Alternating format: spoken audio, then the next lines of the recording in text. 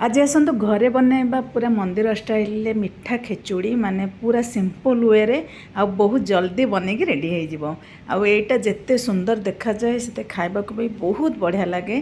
तो आसतु बनैबा आज रेसिपी से प्रथम मुझे गोटे ग्लास रे मापिकी चाउल नहीं कारण चाउल आ पानी क्वांटिटी देखिकी नबाक पड़ो ना खेचुड़ी भल हेनी। तो ये 2 ग्लास चाउल नहीं ता सहित थिला भजा मुग डाली टिके नहीं आको भल भाव गोलैकी धुआ धुई करके पानी पूरा निगड़ेकी नहीं आसी ताको रखीदेली। एपटे गैस रे प्रेसर बसैकी प्रेसर रे देइथिली 2 चम्मच घी से जीरा तेजपत्र ए सबको फुटेकी धोईकी रखि चाउल डाली को देकी टिके एपट सेपट कर देइथिली।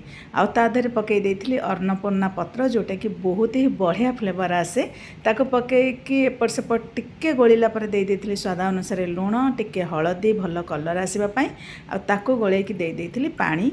बेसी समय भाजवा किसी भी दरकार ना चाउल ना भांगी जीव। आउ चाउल आपण मैंने जेतिकी नेबे 2 ग्लास जेहेतु मुझे चाउल नहीं तार 4 ग्लास पाखापाखि पानी देइथिली माने 3 ग्लास आउ 4 ग्लास रु टिके कम।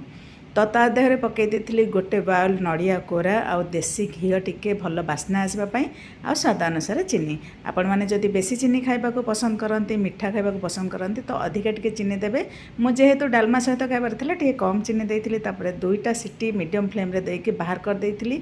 आ ठंडा हला परे पूरा पूरी रेडी हो जाइतिला मोर मंदिर स्पेशल खेचुड़ी मिठा खेचुड़ी जोटा कि बहुत ही बढ़िया लगे। निहाती भावे घरे थोड़ा ट्राए करेंगे। वीडियोटी भल लगी गोटे लाइक देवे। Thank you.